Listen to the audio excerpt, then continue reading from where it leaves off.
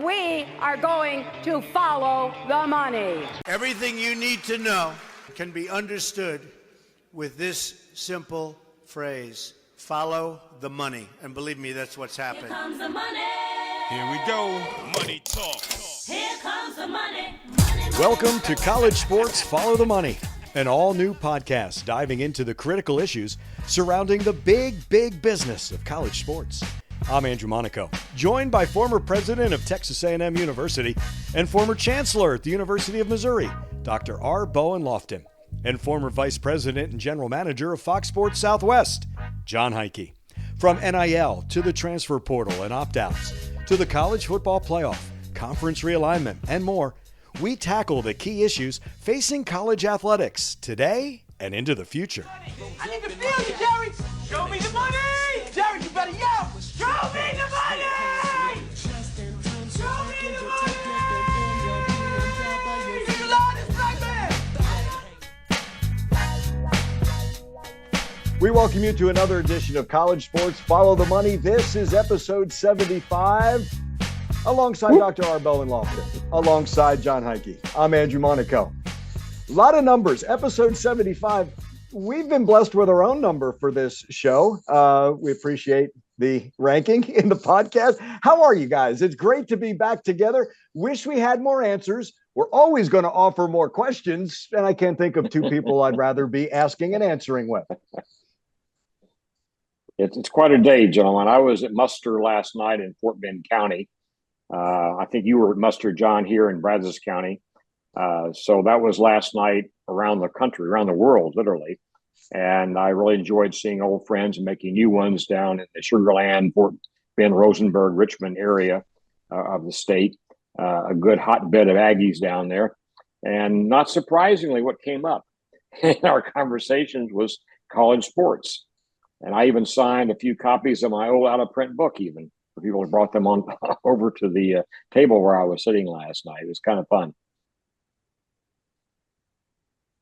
Yeah, it's every day the headlines change. You just scratch your head. And I think what you're seeing now is that, again, it's hard to wait on answers that we don't know yet. So we've got to put a game plan in place. The industry has to put a game plan in place, and hopefully that's what holds up when it's all said and done. But it's just, again, I saw some stuff on the portal the other night that blew my mind. 2,000 kids, men's in the portal.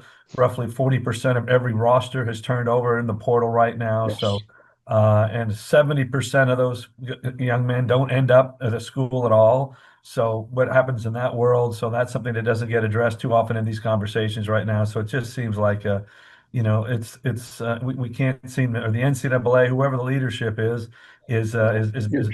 less vacuum right now. No one knows. And so at some point you got to strike out on a course and hope that's and stay true as best you can. John, I've got to read you guys a couple of quotes. Yeah, I think that's a couple of quotes for you right now, gentlemen. Gabe Feldman is a professor at Tulane. He runs their sports law program in the law school there. He said college sports was one of the most strictly regulated environments in the nation. And now it's one of the least regulated environments in the nation in a very short span of time. We've gone from highly constrained, very highly rule-based system governed by our wonderful NCAA to one which is now, as you said, Andrew, chaotic. Yeah. No one really knows the truth anymore. The first day of the portal being open for college football, over 1,000 went in. As John said, 2,000 there right now. Where will they go? And, of course, the most famous one probably we're talking about today is the Tennessee quarterback who said, I want not $2.2 million this year as promised in my contract for NIL. I want $4 million. And Tennessee said, well, I won't say what they said. I can't say on a public broadcast like this or a podcast like this, but they said no in a simple way with some other words. And that was said by, in fact, a guy who used to work for me. Josh Huffle is the Tennessee head coach right now, but he was the offensive coordinator at Missouri when I was chancellor there years ago, and got to know him a little bit here. I thought he was a very high quality guy, and I was a little sad when we made some changes there after I left the chancellor's role that put him out and he ended up at UCF and now at Tennessee very successfully by most measures anyway. My point is that Tennessee said no. It's not clear to me what this young man's going to get at UCLA. Maybe John knows the truth here, but UCLA has some serious financial issues in spite of their move to the Big Ten. How are they going to be able to match that and afford that along with other people? And we have another quarterback that went from App State to UCLA, Tennessee now. It is so interesting to watch this merry-go-round go spinning past me every day. And I think what confuses fans, we had a portal at the end of the fall season, and now we have a spring portal. You're thinking, oh, the merry-go-round's going to stop. Nah, it just starts rolling all over again. No, I looked at it that it was our first, maybe it's not how it went down, but it's our first official trade in the new era. That is precisely your point. Picked up another one to grab some more draft capital so they can do some things during the next portal and start moving players around from that standpoint, because it's only going to happen. Hey, we've got 3 quarterbacks, so we'll trade you one. If such and such goes in the portal, we'll take him. So you think we're being kind of facetious here, but this is what's happening. It's like you're going to see these things like this continue to materialize, and it's only a matter of time before that becomes part of the nomenclature that we're going to be using to talk about college athletics. John, you and I have been involved in professional sports and know that agents can talk and GMs can talk. Well, here's part of what happened there is Oregon finds out that Oregon tells Josh Heupel that, oh, by the way, your quarterback is in contact, or at least the agent. So when you're talking about schools that are just now hiring GMs and have front offices, if you will, you got to be able to have the agents who know how to handle this, or student athletes who know how to handle this. And then Nico also found out, you know what? I lost a little bit of leverage because he missed the deadline. He can't go to another SEC school. Now, if you want to have any kind of leverage, don't you want every school involved? See this here again, Andrew's unintended consequences podcast that he's going to start. Here we go. It goes back to the Wild Westness of how this is, but we're kind of learning on the fly. And again, there's no leadership involved in this bigger picture. It's kind of, I don't know if it's failed everybody, but that's why I say there's still a lot fewer answers to a lot more questions. I think you're right. I think it's right. Back it's failed everybody. So to what was said also by Matt Hayes in his article, he says the only group more dysfunctional than NCAA is Congress. And so we have a neat comparison right there that NCAA is begging Congress to fix the problem by passing a federal law, but who's the more dysfunctional one here? Is it NCAA or is it Congress? We're asking the slightly less dysfunctional to solve the problems of the more dysfunctional here. It is a crazy world. It is a crazy world. I mean, that's just the way it is. Dr. Loftin, there still seems to be keep kicking this can, down the curb for the House settlement. I think schools are prepared. I think they're just waiting for the final numbers and this final judgment. I don't think the schools are waiting for, when is Dr. Wilkin finally going to, or Judge Wilkin finally going to come out with this?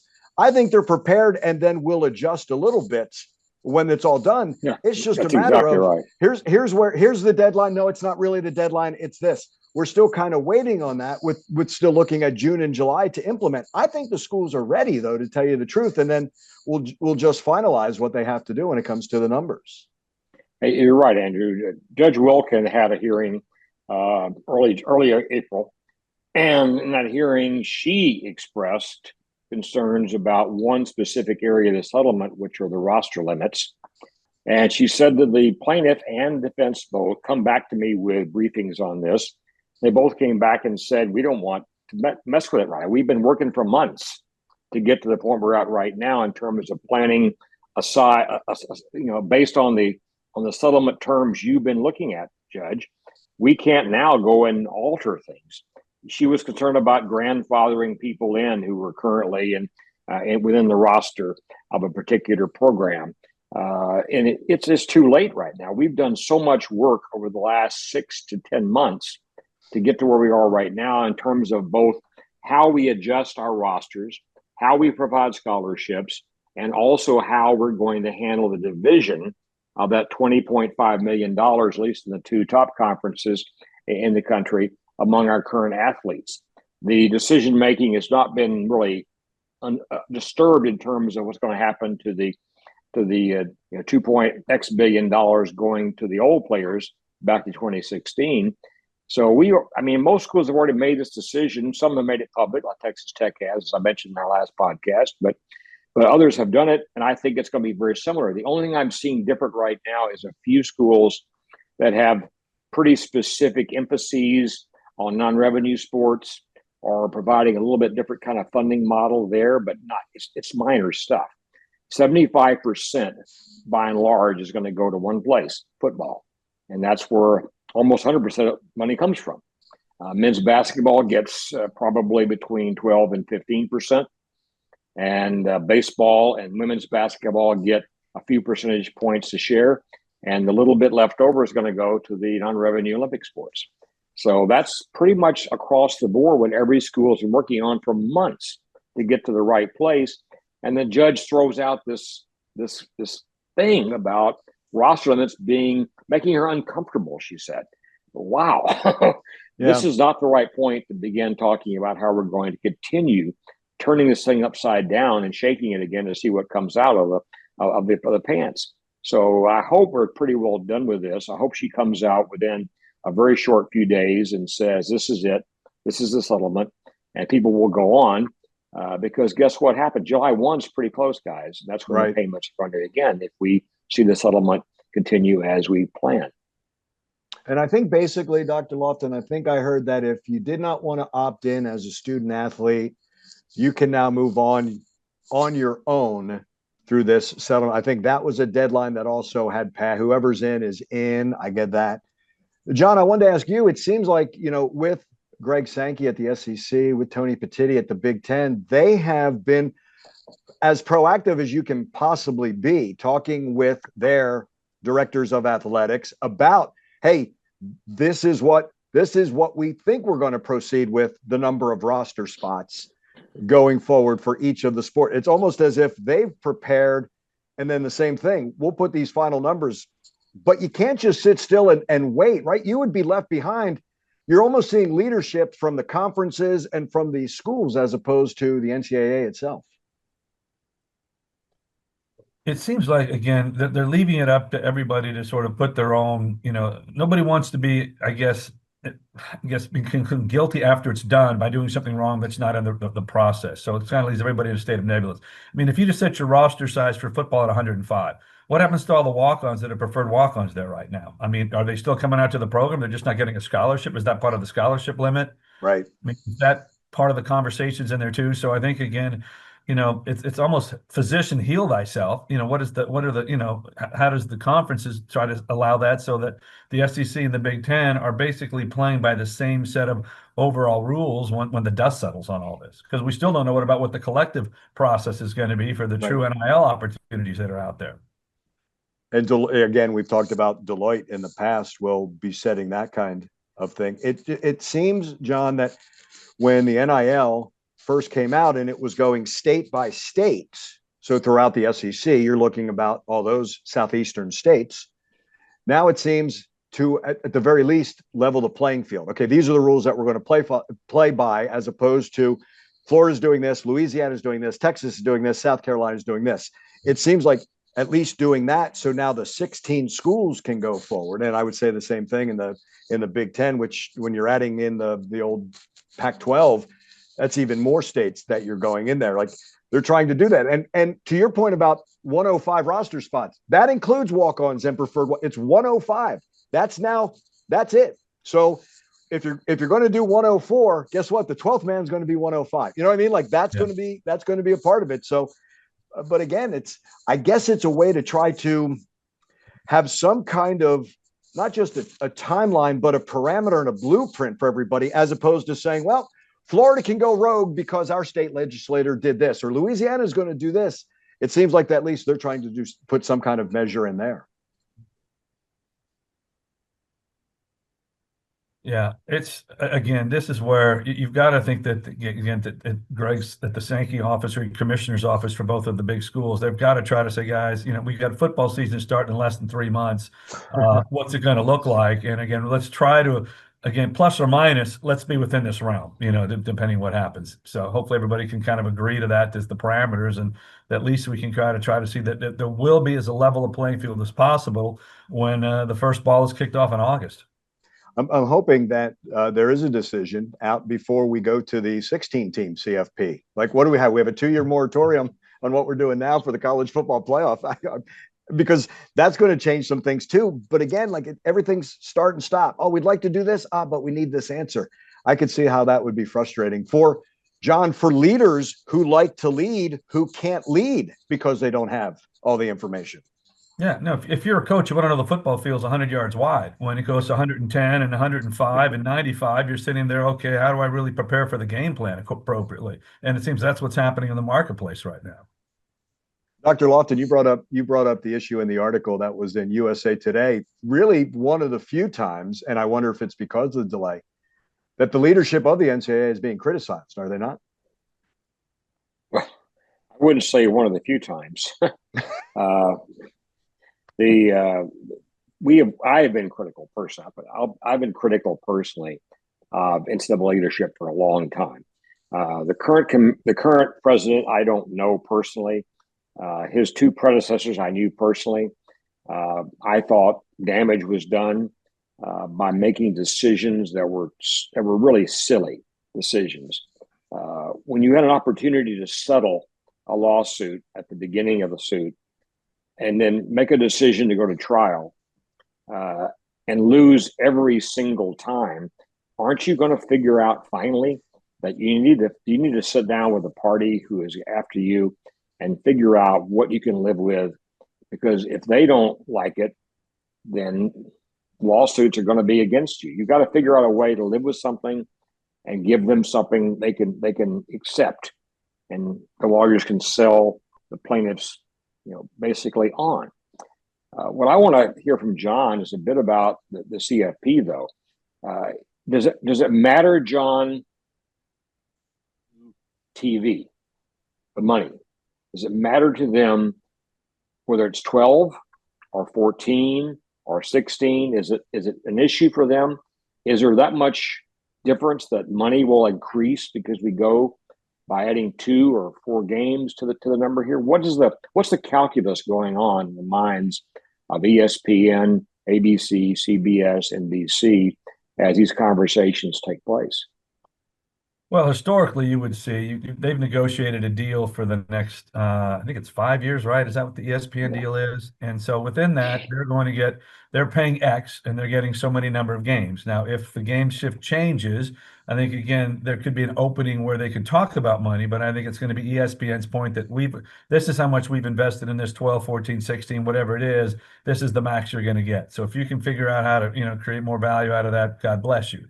Now, there's some provisions where if they could offer it to ESPN, and if ESPN says we're going to add 2 more, 3 more playoff games, and they say no, then they can take it to an open market and potentially sell it to another streamer or someone out there in that space. Again, I haven't seen this contract completely, but there are usually some opportunities. Again, when you look at the NFL, NBA, NHL, as they expand the playoffs, there usually is more revenue coming in through that process. Your primary rights holder may want to pay extra for that, or again, in some cases, they'll pay extra for it and sub-license it, which is what we've seen ESPN do with the college football playoffs with their games with Turner. So I think, again, there's always going to be more value for more playoff games, but if those playoff games tend to be, Ohio State against App State, because they were the last ones that snuck in and Ohio State's number 1, probably not going to move the needle tremendously in terms of what the broadcast networks are willing to pay. But if they get the right game, the right market, those are things that are some value.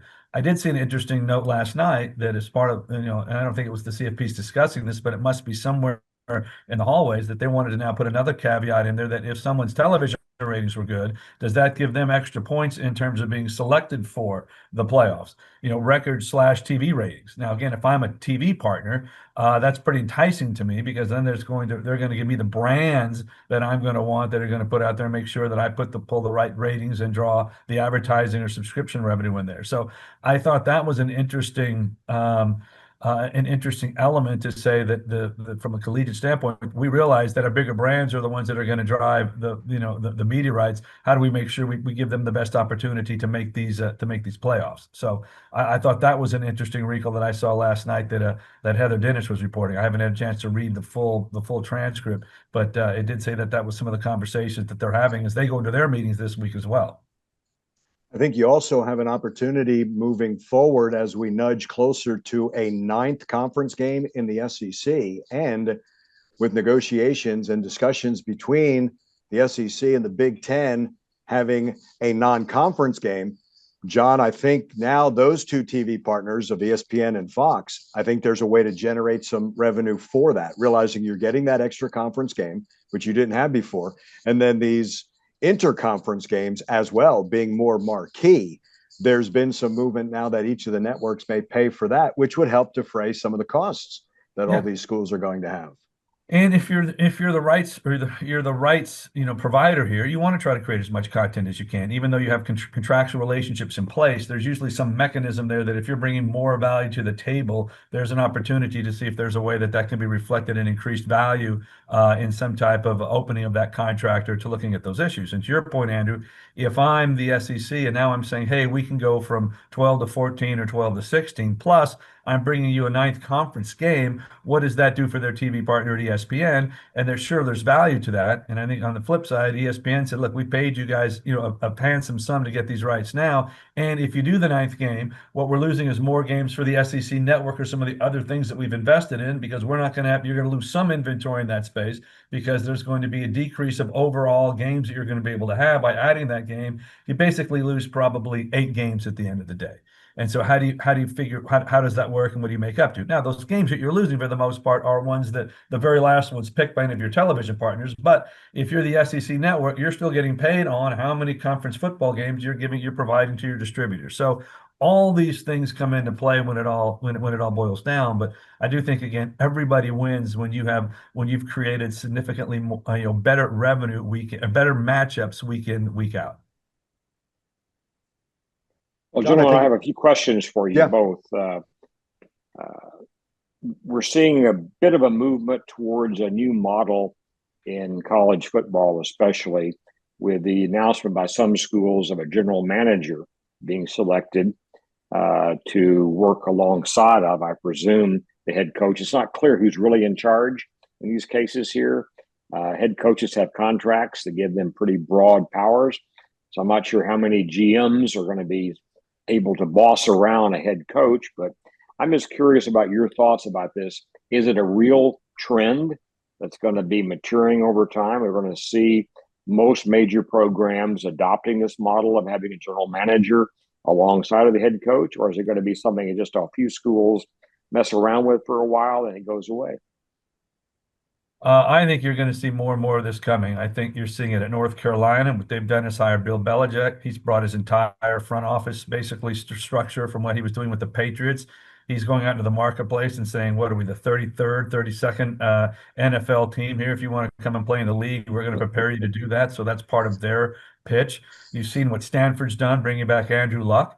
He's already fired their coach. He's a guy that knows this game probably better than anybody. So again, it's only inevitable, but this is the way that you go, because we are becoming, or college football is becoming, a very similar to the NFL model. And to the point earlier in the conversation, if the Oregon GM and the Tennessee GM are talking, then they can realize they're going to know much more what's going on with these players in terms of movement there too, which they do in the NFL, so it can help them build their roster. Interesting thing about the NFL is they actually have rules and guidelines in place to kind of determine how this stuff all works, so which we don't have in college athletics right now. So I think, again, those positions become even more important in this world, is because you are building, you got roster, you got salary cap, you got free agents, you got the draft. All these things are happening out there, and then the draft, I say the high school recruiting world. All these things are happening now that a program that's going to be successful is going to have to play in all those areas and make sure that they're best equipped to hopefully build that roster where they can hold 40%. I mean, maybe hold 60 to 70% of it on a yearly basis versus getting into a situation where you're turning half your roster over every 12 months.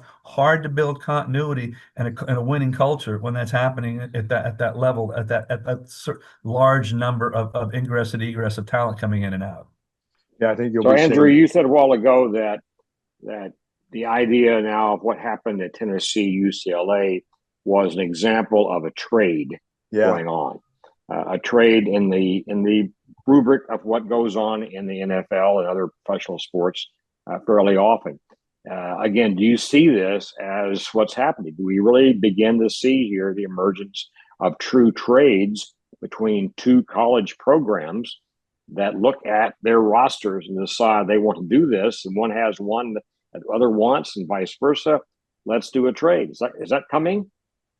I think this is going to be an isolated incident. I don't think it's going to be the only, but I think it's going to be isolated because I think players are going to be selfish, Dr. Loftin, and go to where I don't think they're going to care about if you trade them back to this school. What's in it for me? Right? The old Ray Kinsella line. What's in it for me? But there's that possibility. And I'll add to what you're saying. Now mid-major schools are saying, if we lose a player to a Division I, a P4, can we get compensation? Back to what you both were talking about. It's what's talking about what they do on the pro level. If I lose a first rounder, I get some kind of compensation. We're hearing these types of things. But Dr. Loftin, to me, it's what Jon has said, and I think that's what rings out clearer than anything else. There are parameters in the NFL and the NBA and those sports. And if we are modeling after that, we're modeling everything but those parameters that we're putting in. It's still the Wild West. It is unrestricted free agency every year. Imagine if that were the case in the NFL and not having to go through. But gentlemen, I'll remind you of our conversation a short time ago about the ACC. Their new model for distributing revenue is predicated on what, in part? It's predicated on metrics that relate to television, relate to viewership. Those are interesting things. Now, those have been around in some respects. The Big 12 had a program of that nature early on when they were actually rewarding people financially because of their TV appearances, but it was really just appearances. It wasn't going deeper than that into viewerships and that sort of thing. So again, we have the data.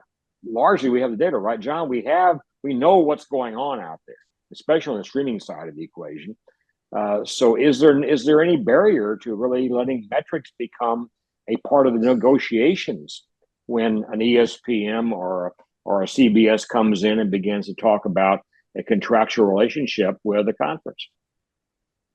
Well, again, we've talked about this too. If you look at terms of the overall economic model, the majority of your revenue is coming in at the conference level of the television deals that you do. Mm-hmm. And those tend to now probably, I'm not saying they're the largest ticket sales, donor relationships. They still have a significant role that they play in a team's athletic revenue budget, particularly on the revenue side.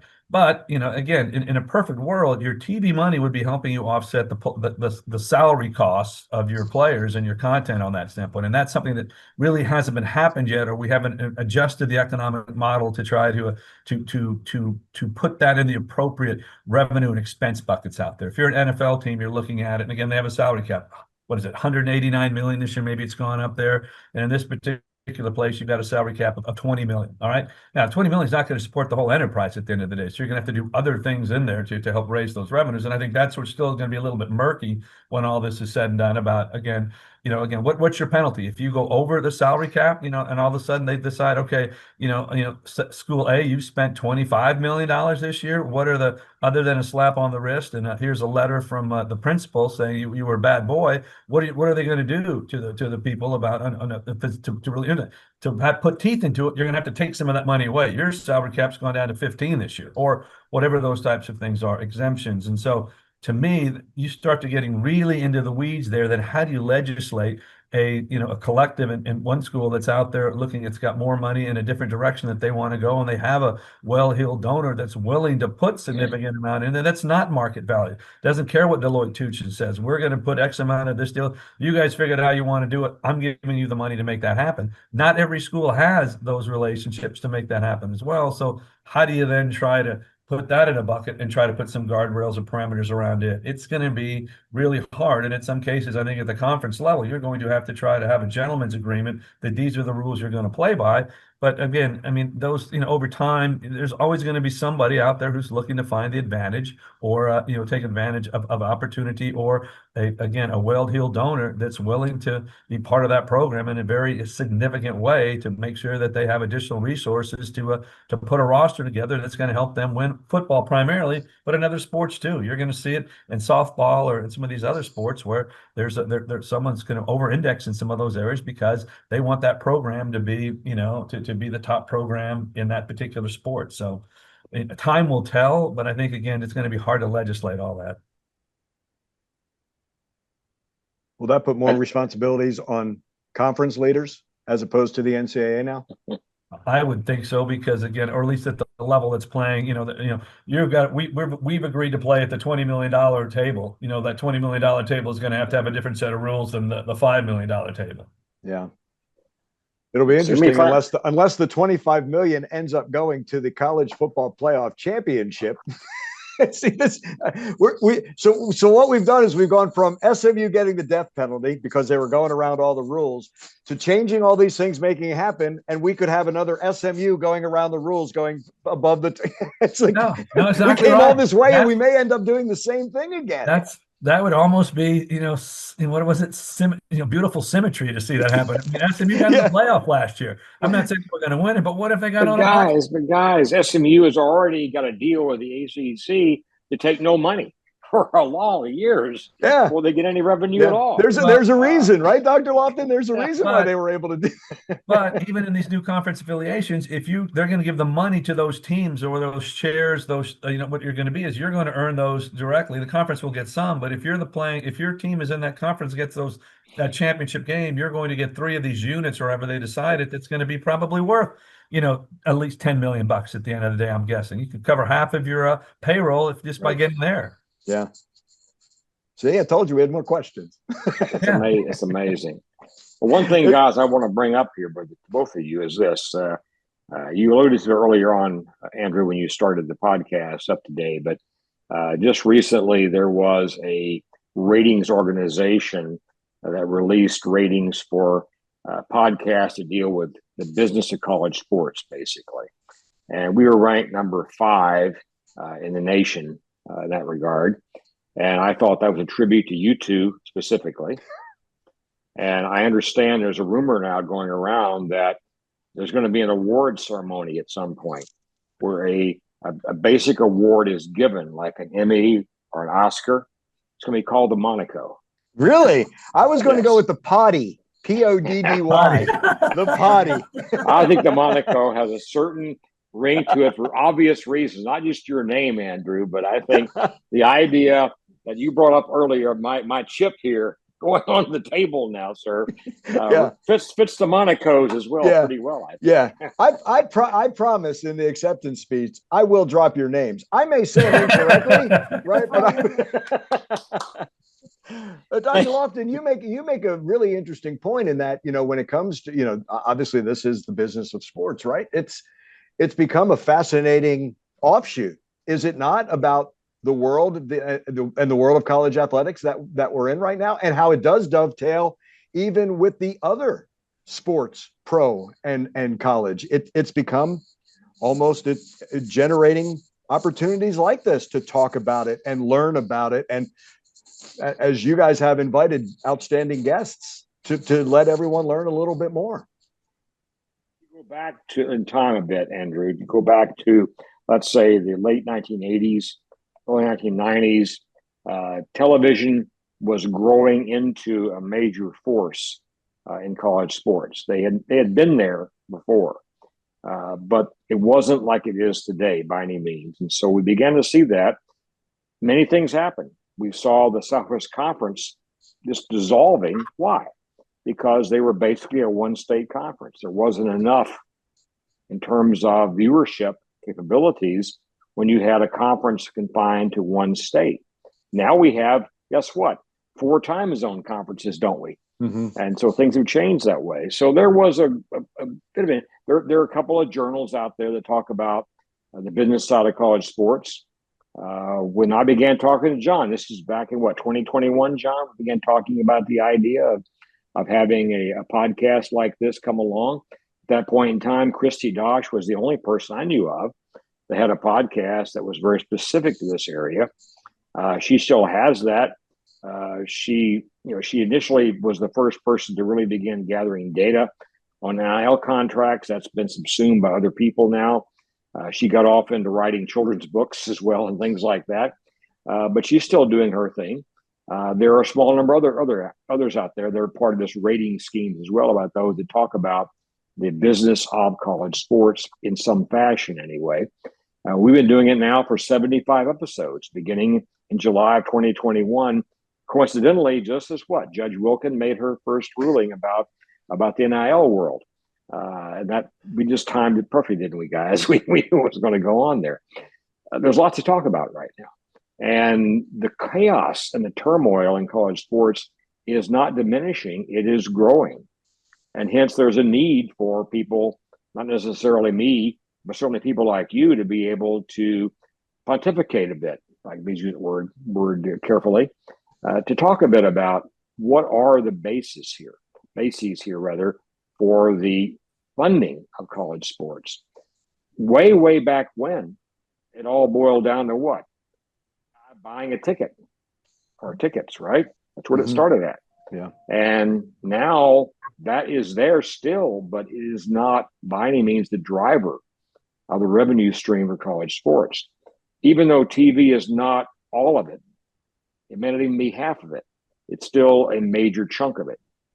And that is where we have these interesting negotiations going on, these stories going on about the involvement of television networks and other providers of sports viewing, their power in being able to do this. We still have sponsorships. We have the Learfields of the world. We have things involving ticket sales. We have sales of items, jerseys, etc., which may or may not have the name, image, and likeness of a player on it. So it's a very different world than it was even a few years ago, guys. And that gives us fodder, I think, to talk about almost indefinitely, probably, about these things. So I look forward to more conversations with you. But I think right now, the idea is, how do we make sense of this? The NCAA was for a long time the arbiter. They were the real driver of the regulatory world in which college sports lived. Guess what? They are not anymore. And I'm wondering if we're going to see the evolution of something like a commissioner for college football, someone who is more than a commissioner of a conference, but a commissioner of the entire sport. The problem we have is the diversity within college football in particular. When you look at D3, D2, and D1, and even within D1, how much diversity there is there between the various programs that are out there. It's a little hard to imagine, one organization working this. Even the NCAA has broken itself down into pieces based on divisions within the college sports world. Is that going to be something that dissolves? I don't know the answer to that. I'm not sure you guys do either, but we can talk about that and watch its evolution. We can talk about it. We can comment on it. And I think that's what I hope our viewers, our listeners are going to be able to do, is listen to us, and we will help them hopefully make sense of some of this chaotic behavior right now. Since we can do so. I'm not sure we can do so really sometimes, but we try. We do try. And I view your situation, Andrew. You're sitting at the helm of a very elaborate network of people who really provide the viewership with their inputs. I mean, you're used to being there. I mean, I listen to the radio. I know what you do in radio regarding basketball, regarding baseball in particular. That's helpful to have that kind of commentary. I can watch the game, but I can listen to you. And I'm wondering if that's where we're going to see the evolution of these podcasts. Are we going to be able to provide almost a real-time commentary to the people who care about college sports to help them not know what we know, but understand better what they're seeing when they actually tune in to a sports broadcast or podcast of some, not podcast, but a media cast of some kind, which talks about a game in baseball, volleyball, softball, whatever it might be. I think people like yourself, Andrew, give a lot of value to a person trying to make sense of a game. When you're watching the game in real time, you're there to help me understand and pick out some of the more important points to ponder on. And I appreciate that very much. Can we do that as a podcast? Or are we just doing it as a podcast for the larger viewership of college sports in general when it comes to those who care about the money and following the money? I just think with the connections that you all have had and where you have been and who you've learned from and leaned on and still lean on, it's not like the learning ever ends for both of you. And then again, hey, can you kind of give us a little bit of the why, like why this is happening and where are we going? You know, like those types of things. That's what I find fascinating. Jon, I think the sport management world, I think the sports law world in colleges may start exploding for here. I think it's going to be fascinating to look at things like this. How did we navigate through COVID? How did we, as Dr. Loftin talked, how we were TV and tickets and now, or I'm sorry, TV exploding. It used to be tickets. Now it's TV. And then we're going to go through straight. Like, I just think it's a fascinating time to be involved for you as a leader and teaching what you know, what you continue to learn. And then just thinking of all the branches that now come out of the different things of, oh, I'm going to get into sports law, which wasn't really around. There were a couple of schools that did it. I went to school in the DC area. I think Catholic University had something, and how many people knew about it? Well, maybe you're going to get into that a little bit more. Like, and there's the opportunities for that. And anytime there are questions, there are always people trying to take advantage of, and not in a bad way. Hey, here's a situation. I can help out. Like it also leads to more opportunities. Yeah, you bring up both of you bring up several excellent points, and even in the class today, I was telling the kids this semester's wrapping up, and I said one of the things where you guys are in a great spot to be in the industry today. What you're learning here, the base that you get is going to hopefully give you a leg up on your competition when you graduate. But you're in a world that the industry has never seen in terms of the total chaos that you mentioned, the disruption that's happening across all fronts. The industry executives now that are in their leadership positions are primarily in their 40s and 50s right now, and they didn't grow up in this world. They are not equipped to understand the seismic changes that they're seeing that happen.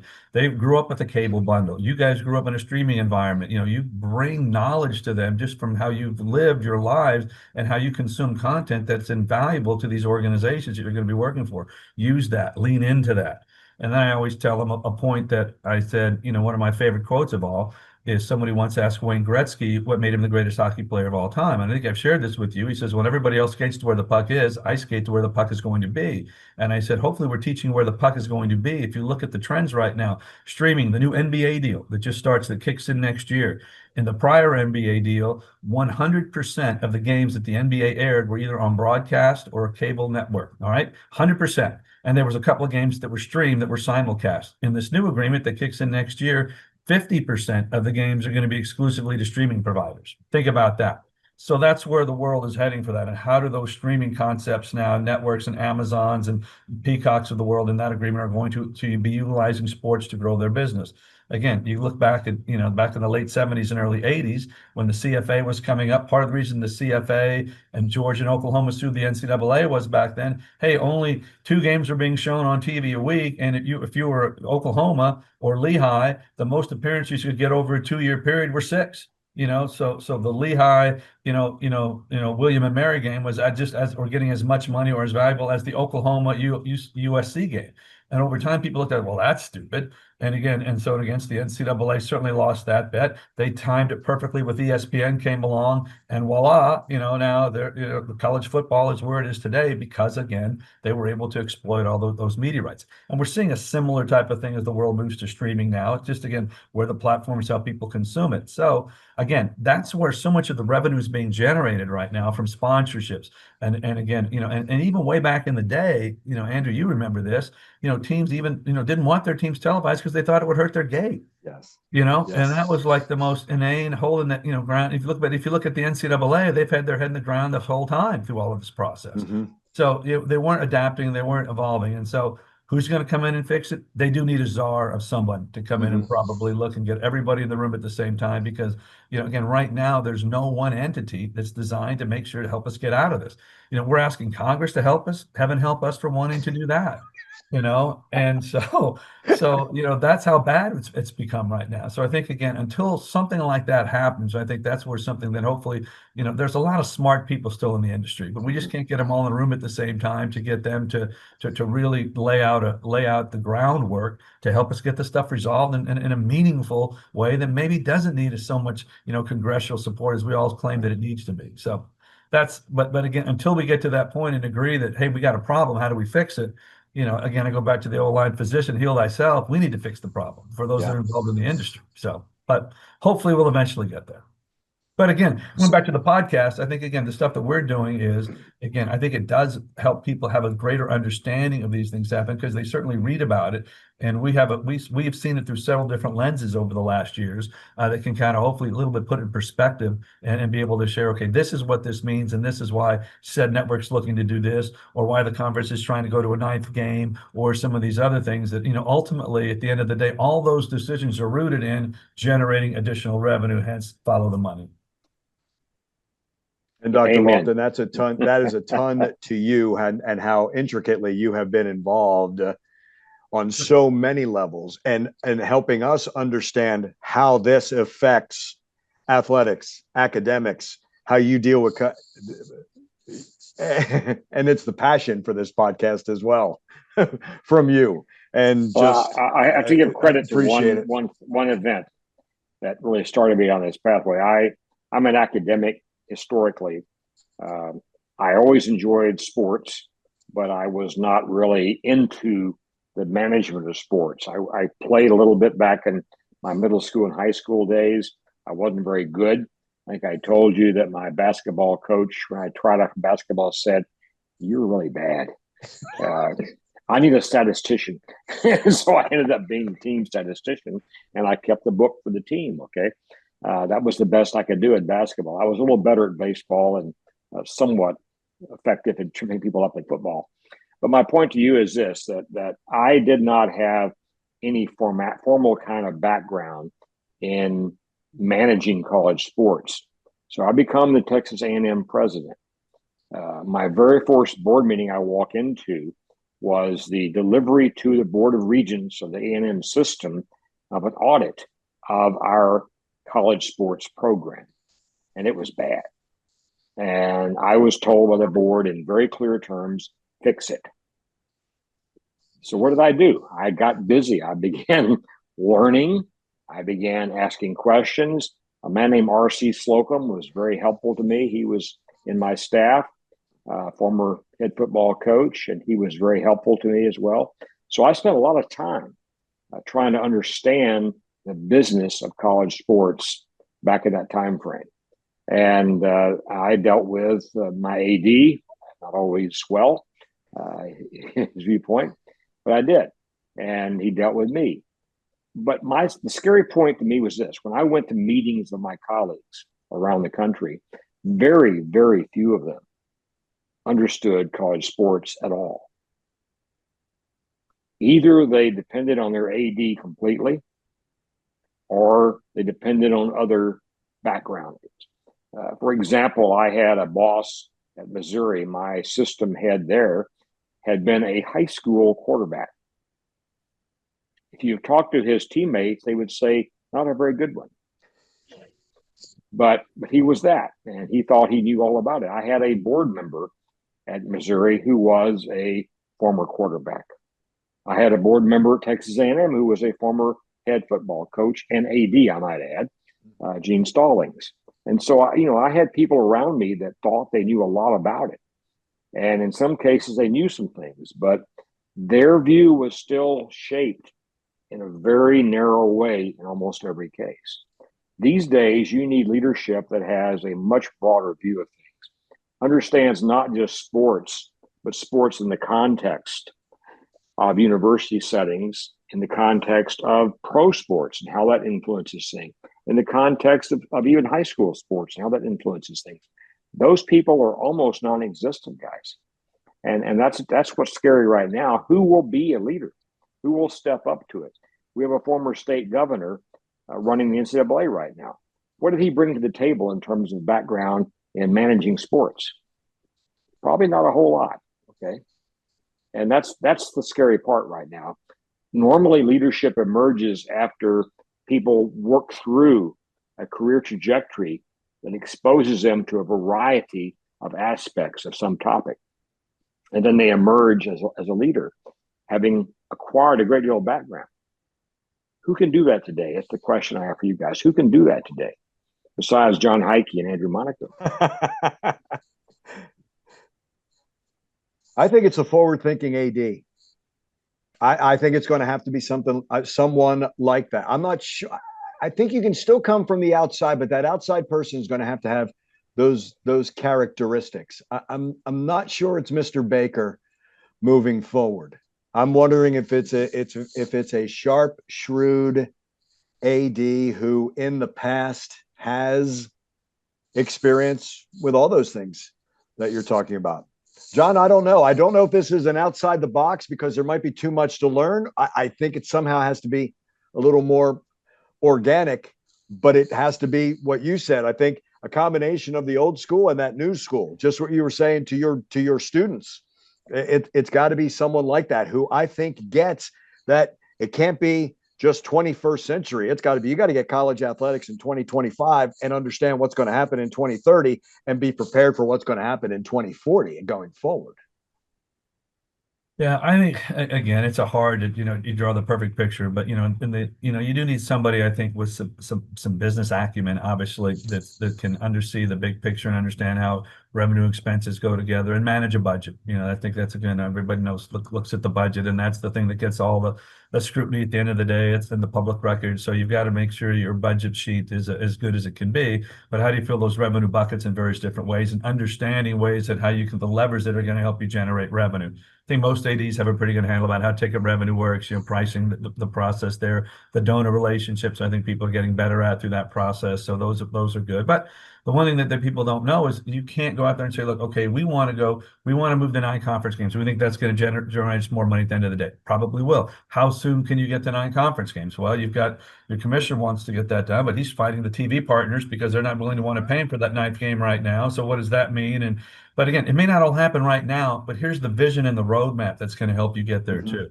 And I think sometimes, you've got to look at that 30, 60, 90 day, plan and know, here's my map. I may have to take a couple of twists and turns on this map, but as long as I can see the process where I'm going, we're making, we're getting closer to this is what it needs to look like, then you're going to be on the right path. Because there's not going to be a straight shot to this, to getting this thing resolved, quick and easy. So how do you, again, know where you need to be, but know you're going to have take 2 steps forward, 3 steps back at certain times as you fight different constituents who may not want it, you may not have seen the vision the way you see it yet. And how do you bring and influence those people to come along the way too, versus just telling them, because I think in this day and age, you don't have anybody who says it's my way or the highway. No, it's not in the SEC. Not with 16 schools that you got to deal with. You make a great point. You have to build a consensus. You show here's what we want to get to, and we're going to have some bumps along the road. But when they see what the end result looks like, hopefully it's a little bit easier to get everybody on board with and this is the game plan that we're going to execute to help us get there. Yeah, totally agree. Fantastic episode. This is moving us to at least number 4, isn't it? I want my Monaco on the shelf, guys. My Monaco has to be on the shelf. I'm going to get it. If we get one, I'm going to get them monogrammed on every shirt I wear. Hey, guys, before we go, Nick Savage's birthday today as we put this show together. Happy birthday, Nick. Happy birthday, Nick. We couldn't do it without you. Happy birthday, Nick. We could We not. appreciate you and your whole team at TexAgs helping us get this thing done every so often. It's been a very good blessing to us to have a person of your capability who can truly multitask. He's dealing with another podcast right this moment in parallel with our own. And it's his talent and his capability that makes all this possible. So we really appreciate that. Happy 18th birthday. 18, right? That's exactly right. collegesportsftm@gmail.com is our email if you have a question that we can answer in a future episode. We thank you so much for joining us for this one. For Dr. R. Bowen Loftin, for Jon Heidtke, I'm Andrew Monaco. Thanks for joining us, everyone. We'll see you next time.